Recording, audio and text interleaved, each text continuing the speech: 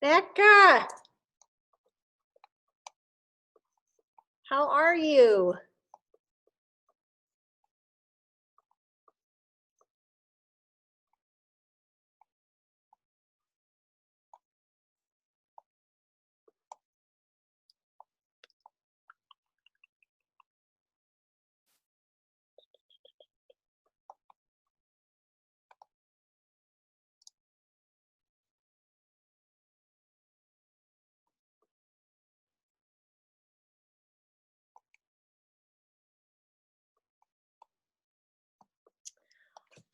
Those that are joining in, you guys, what I'm going to do is I have added a Google Sheet with my teaching today. I hate to say teaching because I learn from everybody else, but we're going to be interactive. And so what I've done is I've included a Google Sheet.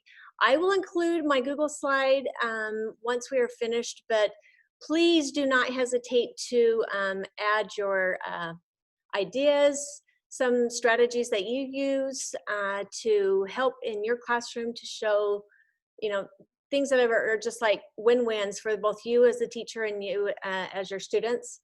And don't hesitate to work on that and then to provide comments, because we're going to do a little bit of feedback here in just a moment. So we'll get going in about 5 minutes. And so don't hesitate to, once, like I mentioned, once we get going down there, to go ahead and join in.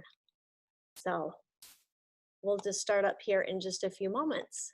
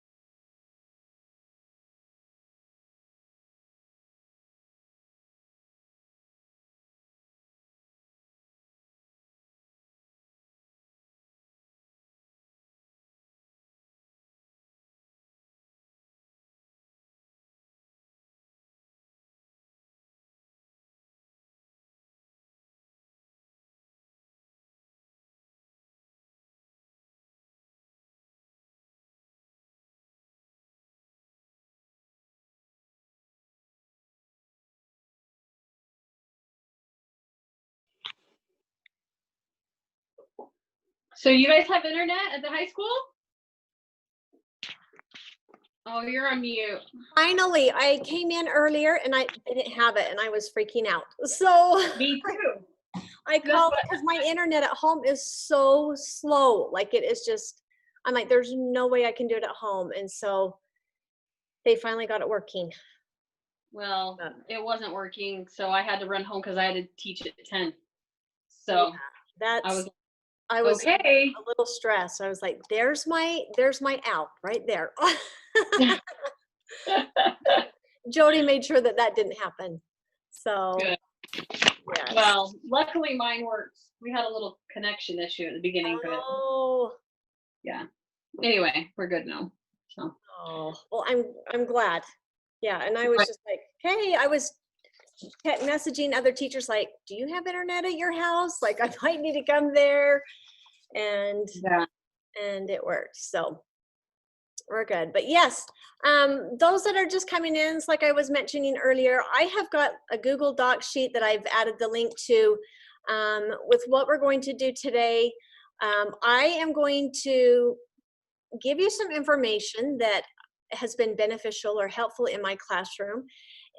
But one of the things that I love to do is I learn from other teachers and things that work for you, because what works for me may not always work for you, but you may have some things that work and that I would love to implement. And so I really feel blessed to learn from anybody that will give it. So that's what I'm going to do here. So what time are we at? We've got a couple minutes left. And If you have, in the meantime, if you have some questions that you want to put down in the chat room about some of the issues that you have with classroom management, how you find leadership or in with your students and in with the classroom, go ahead and ask those questions below. I will give you the information that I have, some of the things that I have learned, both as a teacher and as a softball coach. And because I intermix those both in the classroom and on the softball field. So I'm happy to be able to share this. But anyhow, don't hesitate to pipe in. I have just a couple more minutes here and we'll get going.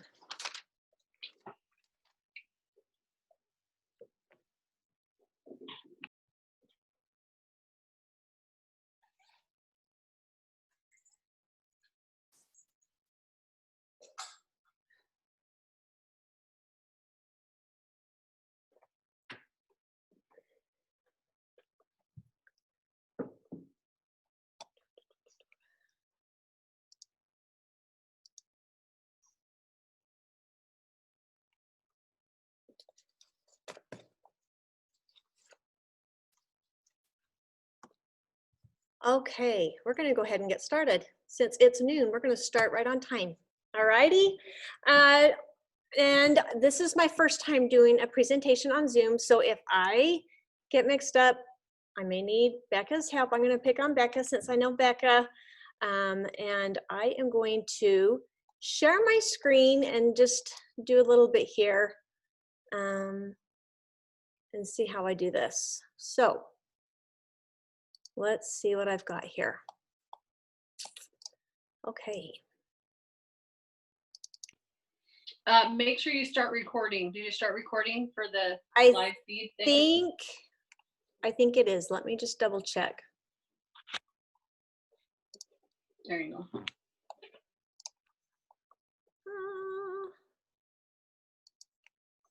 Let's see. Stop share for a second. Let me just double check. I believe it is recording. Yes, we are. Okay, tell me if you guys can see my screen. Probably not, because I got to share screen again. Okay. Yeah, no, we can. Okay, great. So, like I mentioned, my name is Susan Hatch. I have been teaching at Manti High School for 8 years. I was an old teacher coming in. I waited till my kids were older, thinking that would be easier to go back to school when my kids were older, and that was, holy moly, just craziness coming in, if any of you can relate. I have been teaching English language arts, 10th grade and 11th grade English, and in this coming year, I am teaching an ACT prep class, as well as the Leader in Me program that Mrs. Soper is going to institute in the high school. So I'm super excited about that. With that being said, I have taught or coached softball here the last 14 years.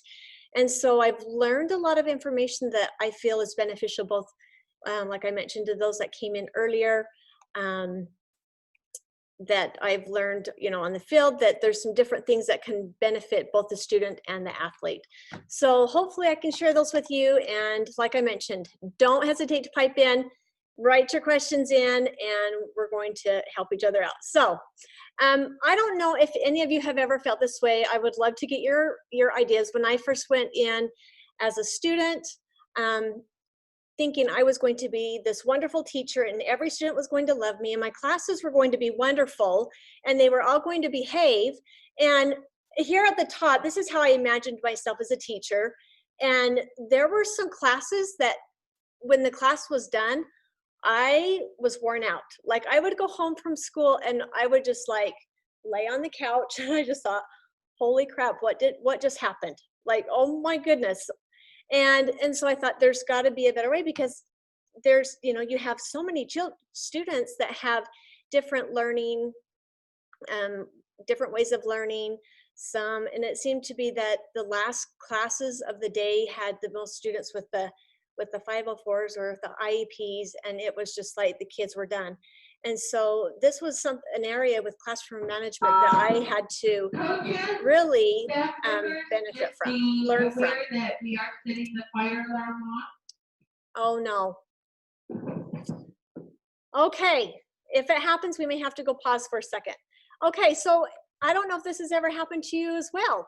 You leave the classroom for a moment, you get called to the office, and you come back and your class is chaotic, and you're just like, what in the heck happened?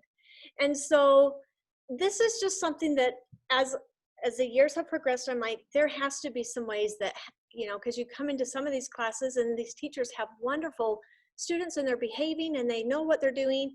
And as I've, you know, learned from some other teachers and from being mentored from some awesome teachers, there is some consistency there that is really important. So these are some of the key points that I want to point out.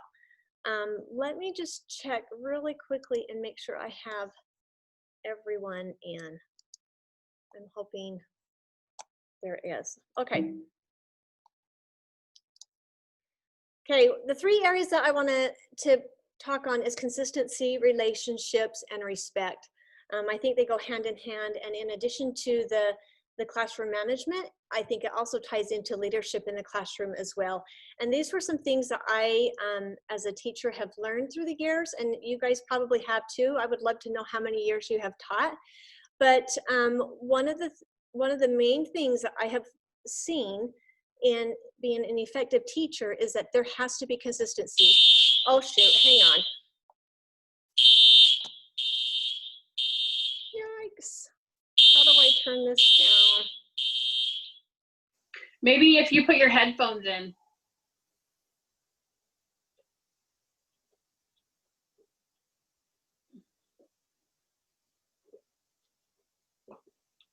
Or you could just keep clicking through and we can just look at it. If you've filled stuff out. That's lame, but do you have headphones you could put in? Because that might,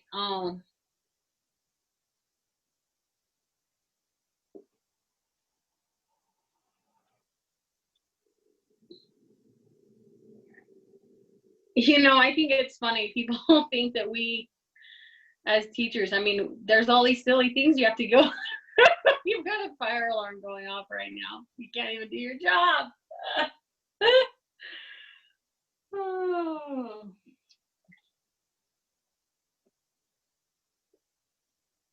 We can't hear you. I wish my iPad was working. The wireless is not working.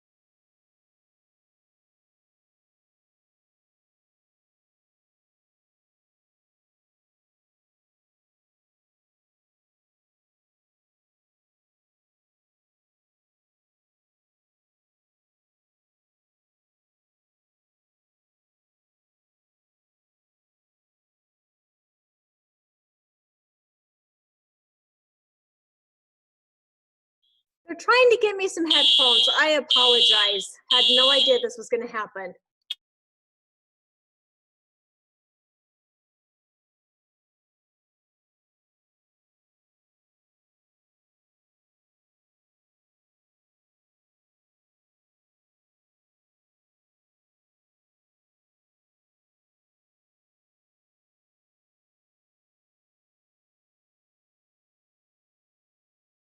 Yes, we are there. Okay.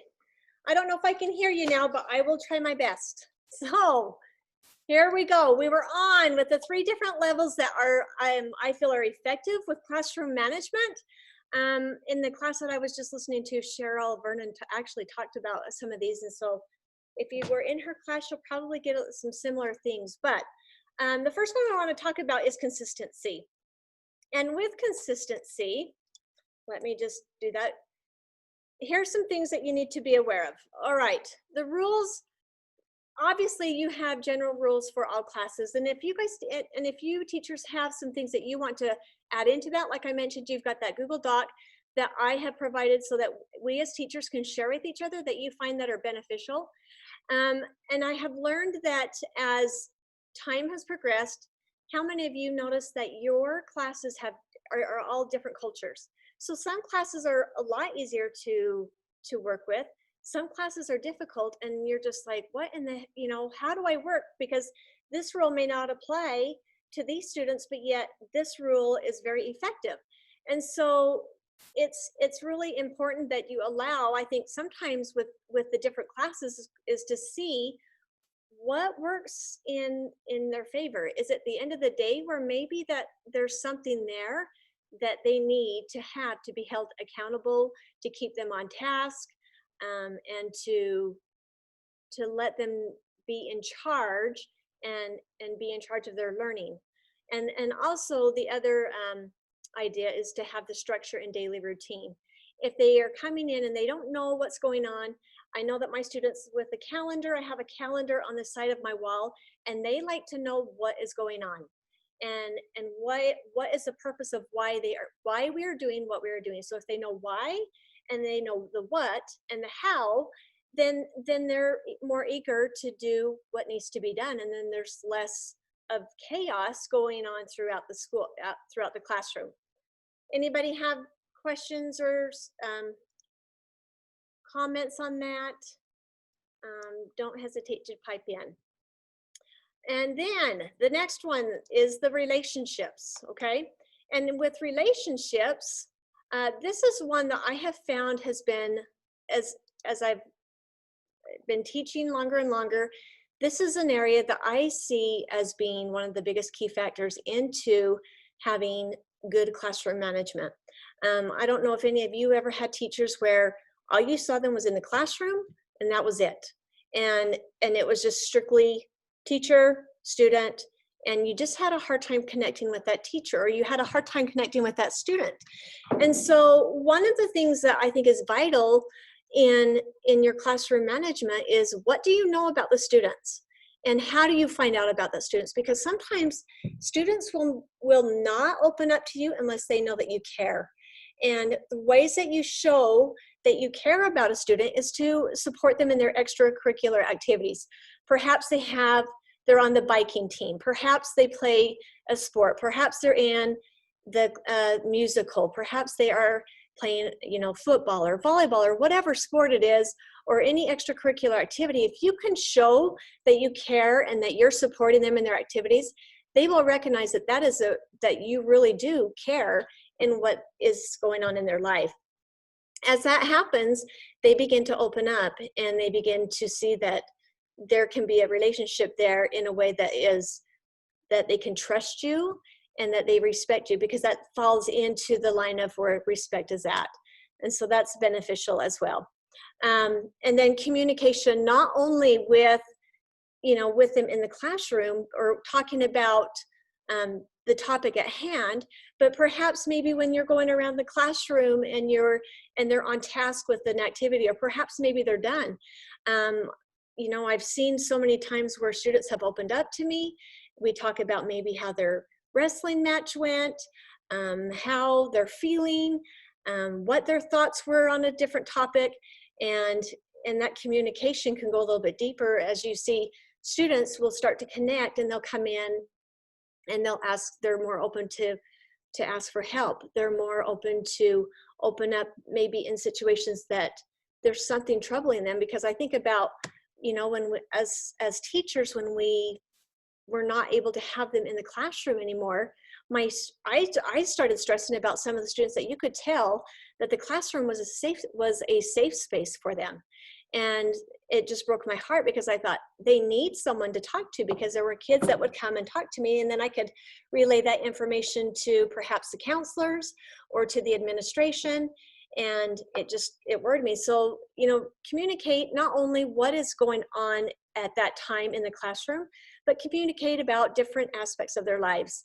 And that building of that relationship builds the trust. And then they need to have a sense of belonging. Like I mentioned, some students just simply are not, like I mentioned, school is their safe place. Sometimes they don't even they feel at home.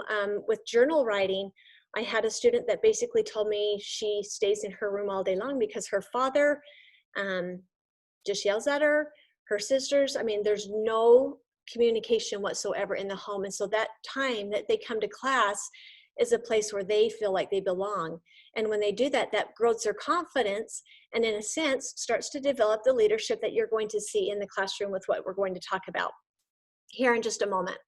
Another thing in building relationships that my students have shared with me is that they love to hear stories about your life. They like to make that connection, and they like to see that we're human. They like to see that maybe we've screwed up in our lives here and there sometimes, and it's okay to fail, and it's okay to see people that maybe have had issues in the past, or maybe we've had, we were crazy kids when we were young, but yet we can relate. And so when they can make that relation connection, they love it. And there are times when, if you can share an experience that maybe your most embarrassing experience as a kid, or maybe something that you learned from something that was hard, and then they can see that there's not that big of a gap between you and them as a student and a teacher. So that's one of the things I want to mention. Okay, let me go on to the next one. Any questions? Whoops. Let me get this out of the way. Okay, next one is respect. I don't know if you've ever been in a classroom where the teacher, or, when I came in, I just thought, okay, the students are going to respect me as a teacher, and I'm going to do this, and they're going to follow what I say. And you as teachers yourselves, you know that you have students that do not like to be told what to do. They like to have the idea of being able to, make the decision themselves, rather than you saying, this is what you're going to do, and giving them an option. That is an important thing for them. So when you respect them for sharing their opinions, making effort, and respecting good behavior and acknowledging that, students will want to do more for you. I see that on the softball field. When you, praise them, or you compliment them for, thank you for sharing your opinion. I've never been able to look at it that way. When kids know that their classroom is a safe place where they can share their opinion, they're going to open up more, which leads to more leadership in the classroom as well. When a student builds that relationship with you, they're going to give more effort. They're going to be able to share more of what they're feeling inside, and you start to see a student blossom, and then those leadership qualities start to come out, and it's just awesome. And then setting high expectations for themselves and as a class. And I think this is where, with classroom management, when you are working with maybe different classes and you're instituting different classroom rules, ask them, what do you expect out of yourself? What do you expect out of this class? What do you hope to accomplish? One of the classes that, when I first started teaching, was probably one of my hardest classes, one that I would come home completely drained from.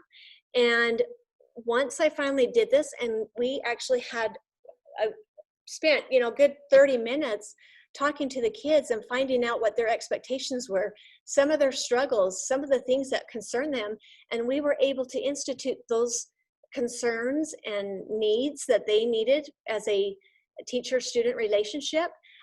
Their ability to learn, their ability to share their opinions with each other, whether they agreed or disagreed, was just fantastic. And it was one of the best classes that I had, where we were able to have debates that were, there were kids that totally disagreed, They did not like what the other person said, but they respected what the other person said. And the kids felt safe, able to do that because of the expectations and the rules that were set aside. And they knew that this would be a safe place where they could do that. And so they had that respect for students, even though they may have not fully agreed with what the other students were talking about or sharing their opinions on. Okay, property and space. I don't know if you've ever had a student that is in your, I call it a purple circle, or maybe some of your other students have an area where it's like, this is my space, and please respect that. And that is an area where there are many students that need to be aware that there is space that people just don't, you don't bother it, and you respect that. When students can respect that, it builds that trust again. And then, like I mentioned, then we reward positive behavior. So all of this ties in with the classroom management. And this is some other areas, that I would like to mention about, that I would like to tell you some more. And then I'm going to ask for some feedback from you guys. So substitute teachers, how many of you guys get feedback from your substitute teachers in regards to your classroom management? Go ahead and pipe in. Let me hurry and get that turned back. It's not going. Trying to see the, here. Anybody talk to their substitute teachers? What works well? What doesn't work well? I'm trying to see where I see comments, and I'm not seeing where I see where I go for comments. There we are. Okay, I'm going to move that over to the side.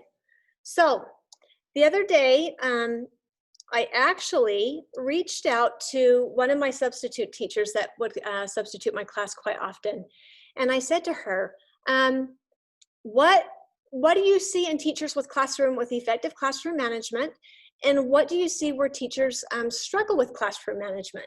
And she said, I'll tell you what, she said, cell phones are the biggest deal. How many of you guys allow cell phones to be used in your classroom? I mean, you can just say yes, type yes. You can say no. What do you allow? Becca's no. Anybody else? Okay. I actually, okay, good. The substitute teacher said the teachers that do not allow the use of cell phones in their classroom, you see much more classroom behavior in a positive manner. I have, and you know what, this is totally worth it to me, because you do have your kids that feel like they cannot live without that cell phone. And so I've taught some classroom strategies in showing students the effective use of time management and just putting their cell phones away. So I have a box in my classroom, and I offer 2 points extra credit every day for them to turn their phones in. And so it's their choice. But I say, if you're not going to turn it in, then I don't want to see your phone. If I see it, I will take it away. And it's amazing how many students feel so much more prepared, so much more in tune with what's going on in the class when their cell phones are just away from them. So right at the front of the class, I have a little basket. The kids turn it in. And at the end of class, when they're leaving, they go and grab their phone. And it's one of the best things that I have ever done. Fantastic. I never thought of it. Now, here I want to get your opinion on assigned seating. How many of you do assigned seating versus just letting them sit wherever?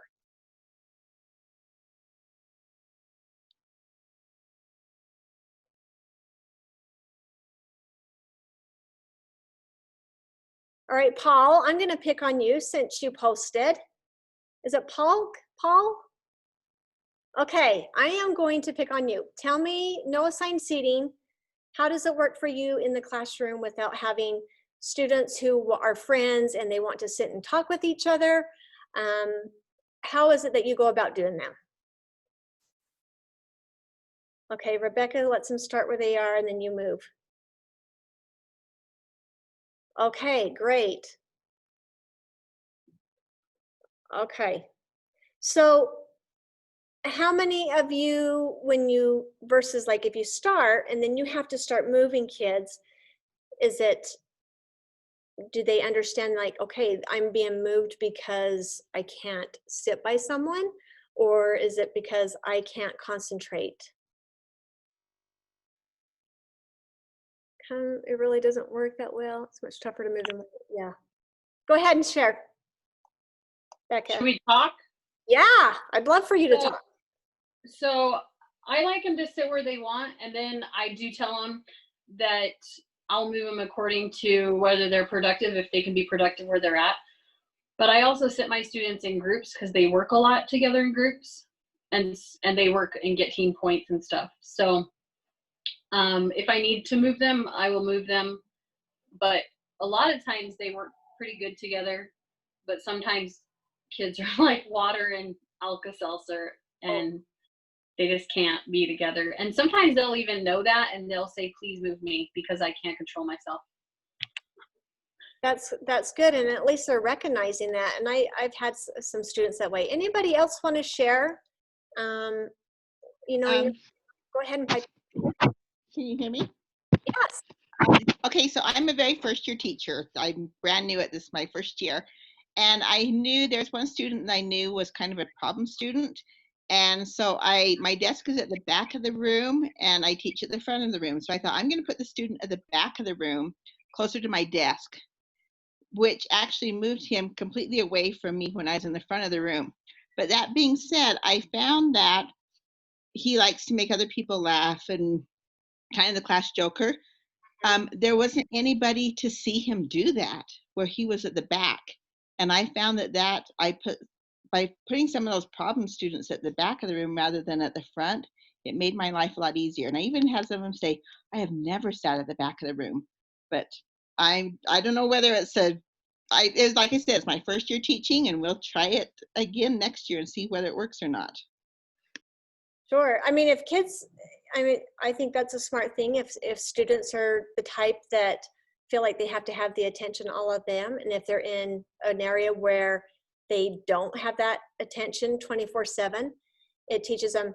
Another thing I've had with that as well, with students in that sense is, you know, if you just say, I need your help, and if you put the responsibility on them and say, I need your help in helping the student, because this student really struggles with, you know, you can't, of course, obviously you can't tell the students, you know, what problems other students may have, but just saying, it makes my teaching job so much easier if you'll do this, and if you would do it, you know, and applaud them for certain behaviors, and then just say, I need your help. And when people and students know that they need your help, they're like, yeah, I'll help you.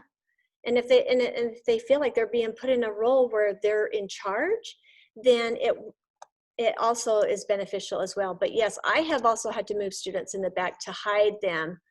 I shouldn't say hide, but to hide that behavior so it's not being a disruption. Because if you have some of those students who, you know, that are the ADD or the ADHD, and if you get someone going, it is hard. So thank you for sharing that. I appreciate that. Anybody else want to share something with that? Okay. In addition to the substitute teachers that I was speaking with, they said, are your instructions clear and explicit so that they have no questioning? Because if the students are thinking one way and the substitute teacher is thinking another way, then there completes this crash course where they're going to have a hard time controlling the class, because some of the students will say, no, Mrs. Hatch said we were supposed to do this, and she's saying, no, the rules say this. And so if the students know beforehand, so say for instance, if I'm going to be gone a day, you know, the day before that I'm going to be gone for class, I will tell the students, this is what's going to happen. This is what I'm going to share with the teacher. This is what she knows. And so there are no violated expectations, and the instructions are explicitly on the board. The instructions are explicitly with the teacher. And so they all join in together and they understand 100%. So there's not any, like I mentioned, violated expectations, which works very well. So, all right, I want to read this. So you're saying kind of, it really doesn't work that well. It's much tougher to move them later. Who sign up for class together, so it's tough to manage seating. Yes, true. Okay, so you've shared some stuff. Is there any other thing that you would like to share that works for you that maybe as teachers would like to know that you're like, hey, this has been a winner for me every single year that I have taught. What are some other things that work for you? And like I mentioned, go ahead, you can type them on that Google document, and don't hesitate to share that, because like I mentioned, I think we all learn from each other. Okay, let's go on to the next thing. Now, when you are tying in with your classroom management as well as leadership, because some of those things that you are teaching those students with that consistency, with the respect and whatnot with your students, you'll start to see leadership skills develop within our students. One of the things that I have learned, and I'm going to have you guys do a little activity for me, is the following. I have students do journaling. I don't know what classes you all teach, and if you want to put that in, that's fine. Or if you have journaling in your classes. But some of the questions that you can start finding leadership skills within your students is asking them questions. Do you know how they are feeling? How would they address certain situations? How are they handling life? And one of the things that I have learned the last couple of years so much that it blew me away is how many students are afraid to fail. And I don't know if you have seen this in your classroom.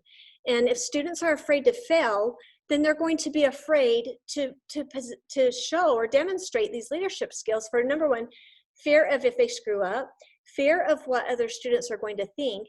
And so within my classroom, I like to teach that failure is okay. And have been a few times where I've given a test out of the blue and those students have failed miserably. And some of them were a little upset. And I said, okay, I'm just teaching you a lesson here.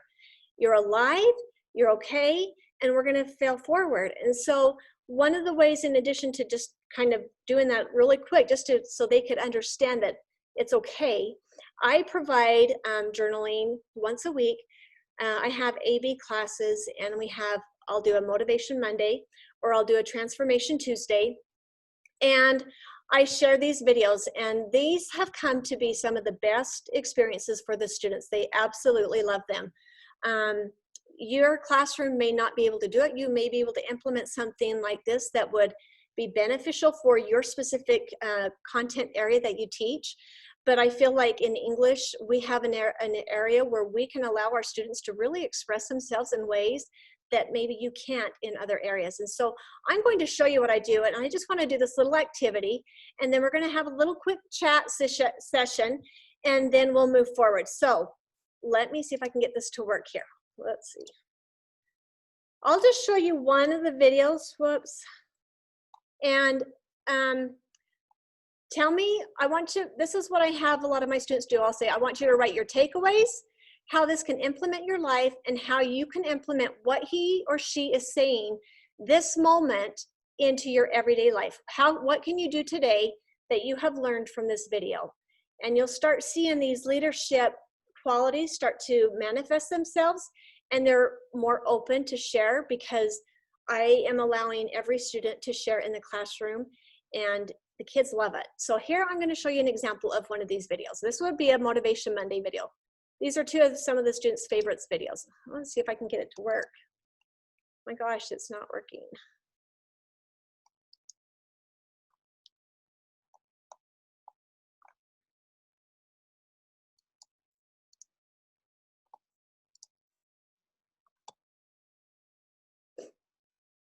In the lake. And there was all man fishing in the lake. And he was catching big fish and little fish and big fish and little fish. And there was a little boy off the shore watching the man fish. Every time he caught that big fish, he would throw the big fish back. Every time he caught that little fish, he put that little fish on ice in his cooler.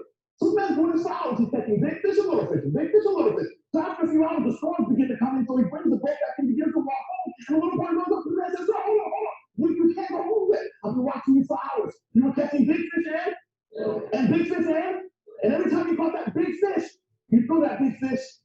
And every time you caught that little bitty fish, you did that little fish on ice in your. I don't understand why you did that.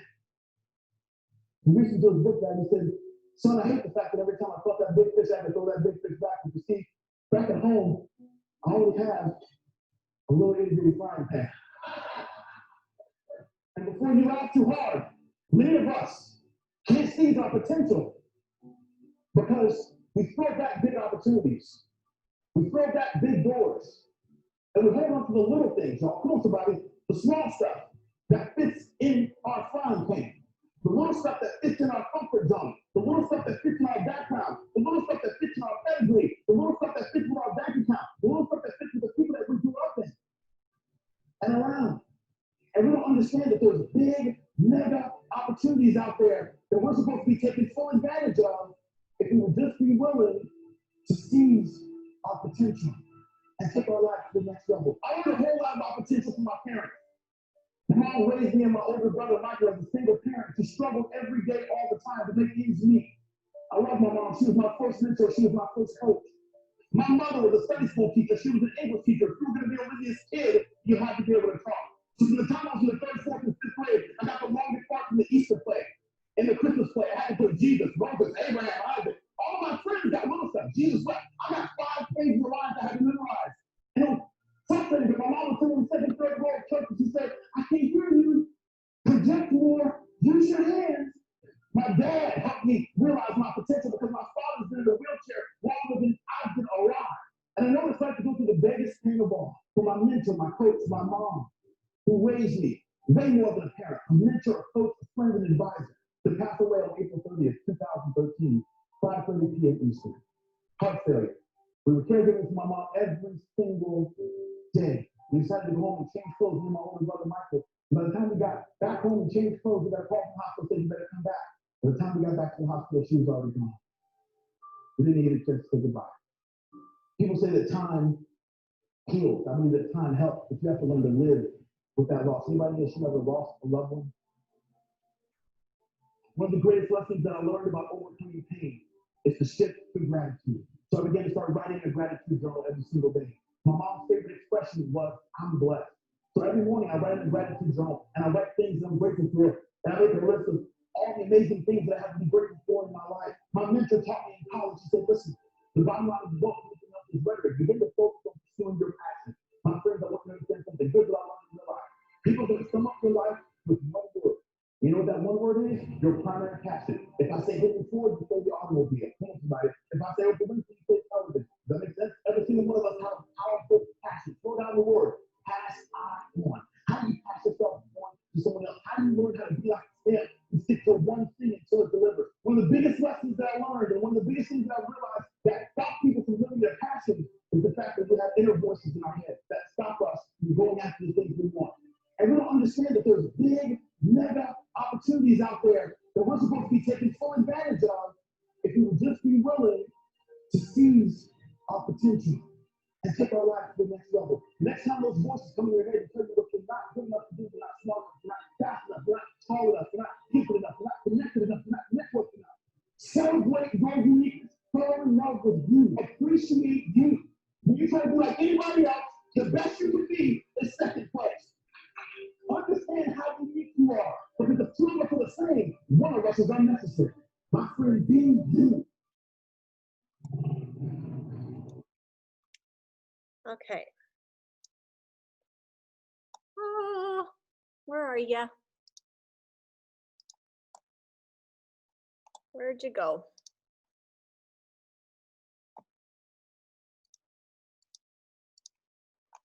Okay, let me go back to my classroom management here. Okay, so if you were to share that, if you were to write down little notes with that little short clip and journal it, what could students learn or what could they share that would develop leadership skills that you would see that they need to have in school, in their daily lives, in their future lives? What were some things that you possibly learned from that video that could be shared with others? And go ahead, open your mics up.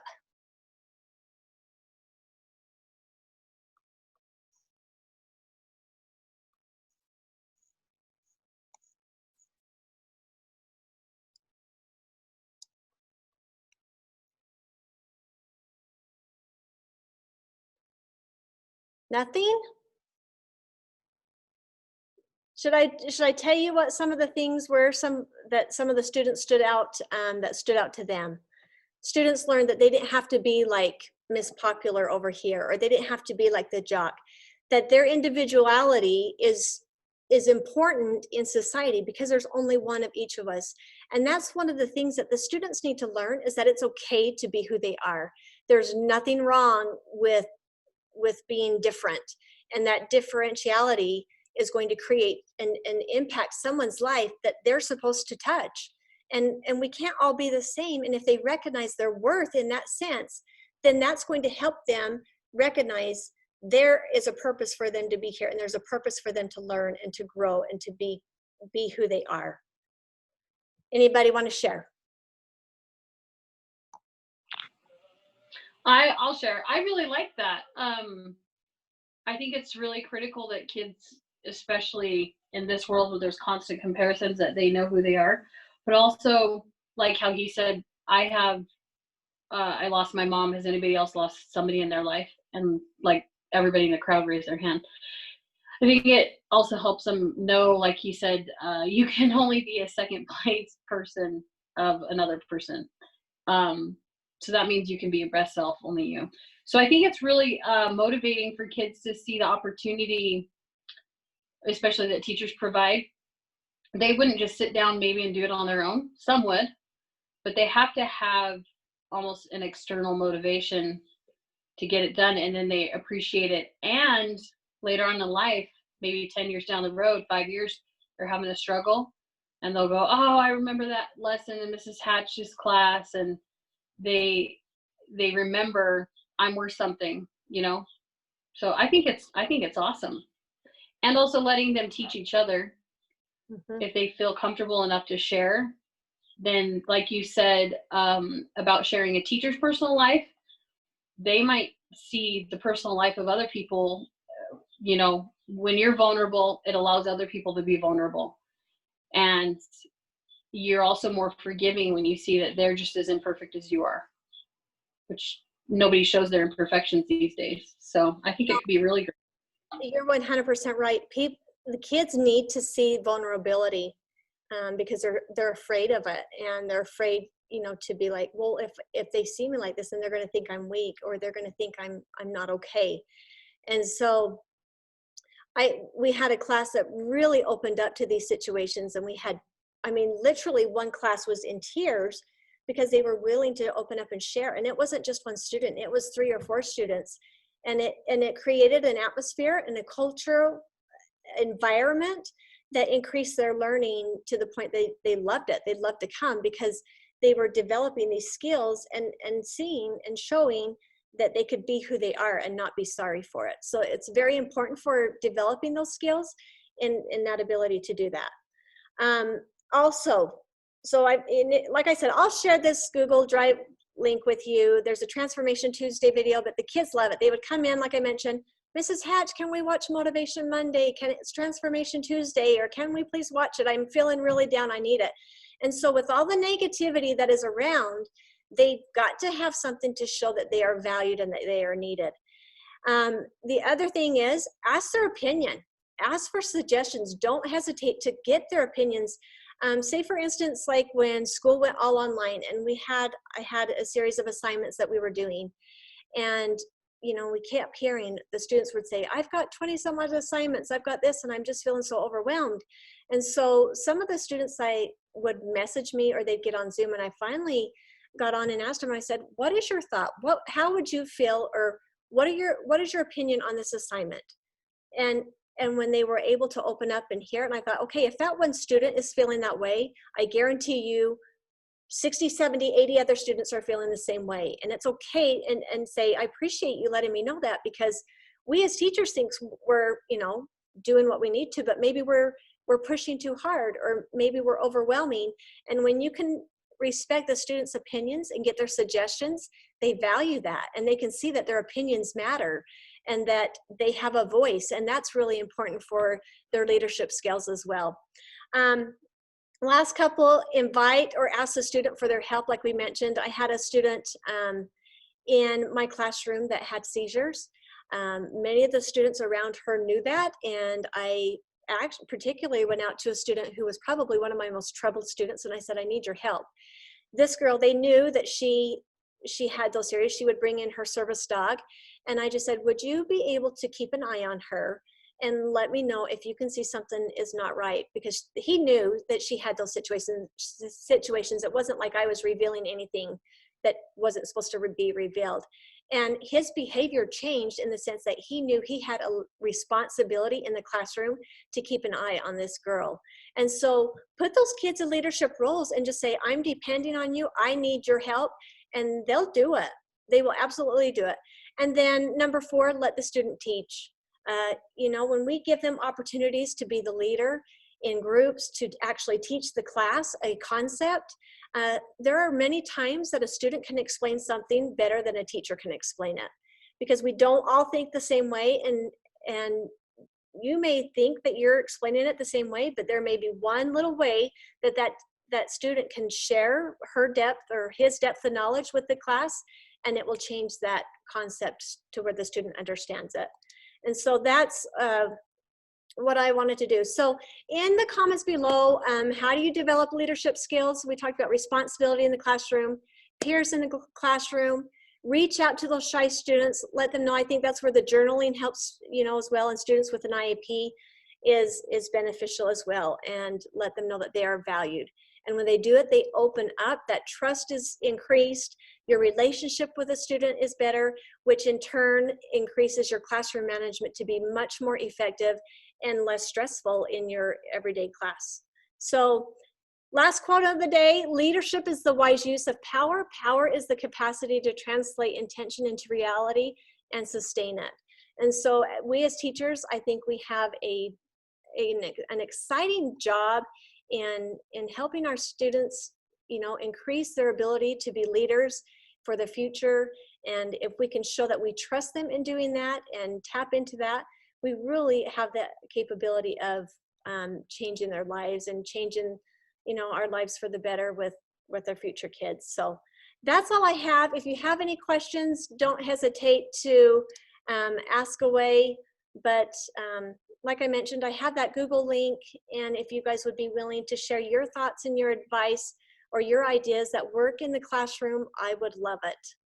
And then, like I mentioned, you have it for you to share as well. You've got the link so you can keep it. So I appreciate it. Anyhow, any other thoughts or suggestions or questions?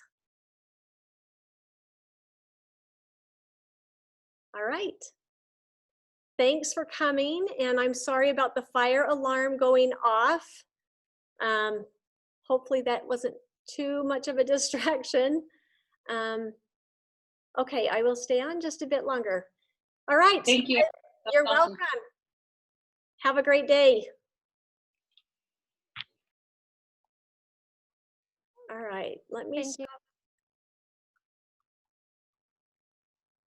Hello.